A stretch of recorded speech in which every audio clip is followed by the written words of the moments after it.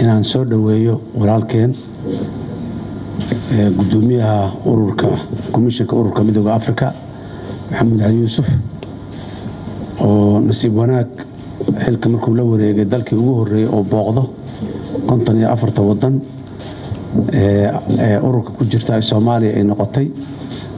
waan ka mahad celinaynaa ururkan oo mahad celinaynaa Maxamed oo mahad celinaynaa in uu Soomaaliya uu siiyay muhiimadaas ay leedahay ururka midowga Afrika iyo Soomaaliya cilaaqaadka u dhaxeeya aad iyo aad ayaa loo garanayaa Soomaaliya waxay ka mid tahay aasaasayashii ururka midowga Afrika maanta jira kii ka horeeyay ee ahaa OAU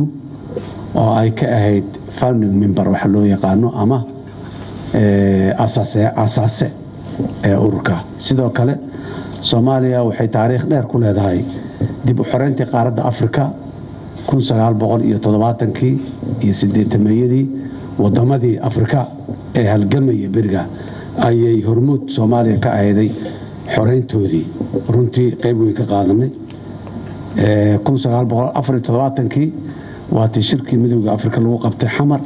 Mogadishu Declaration waatii laga soo saaray oo dhammaantiis intiisa badan ku jihaysneed xoreyntii Afrika taariikhdaas ayaa Soomaaliya Afrika ay la leedahay chairperson cusub inuu taariikhdaasi xushmeeyay Soomaaliyana uu soo booqday aad ayaan uga mahad celinaynaa hase yeeshee meeshaas kuma ay ekaanin Soomaaliya magay duruufihii gaarka la kulantayna ururka midowga Afrika waa uu istaagay asaguna Soomaaliya in uu garab istaago waqtiyada ay duruufaha adag ku jirtay laga soo bilaabo 2007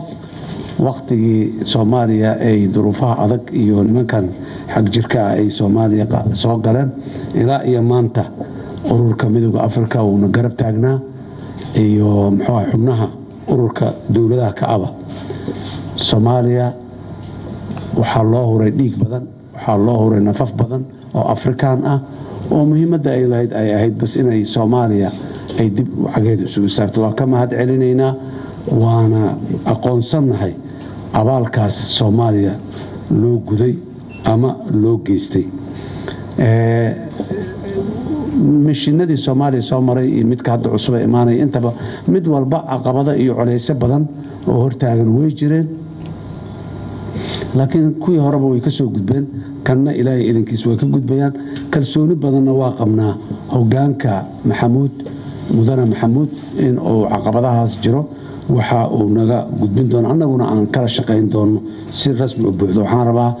Maxamuud inaan u ballan qaadno dalka Soomaaliya in uu mar walba doorkiisii ku saabsanaa roolka uu ku leedahay midowga Afrika inay u taagnaa doonto hoggaankiisana maadaama aan boqolkiiba ku qanacsanahay aan garab istaagi doono. It's a great opportunity for Somalia and for me to receive today His Excellency Maxamed Ali Yuusuf, the new chairperson of the African Union. We are very much grateful for him to make Somalia the first country to visit it after he took over the office. Somalia and the African Union has a long history. We are, as Somalia is a founding member of the Organization of the African Union, OAU, an active member now, the African Union as well. Somalia has participated actively in the liberation of Africa in the 1970s and the early 80s, and we have contributed a lot. Today, Africa has paid back us, sacrificed the African boys and the African girls who came to this country to support Somalia to stand its own feet again.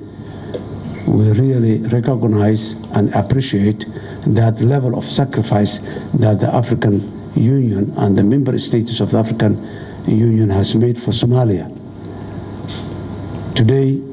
is another great day that we had a new leadership and a new mission, which we hope that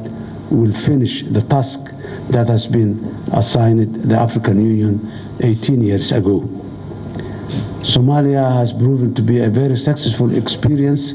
and experiment for the African Union as the African problems for the African solution for African problems which has been proven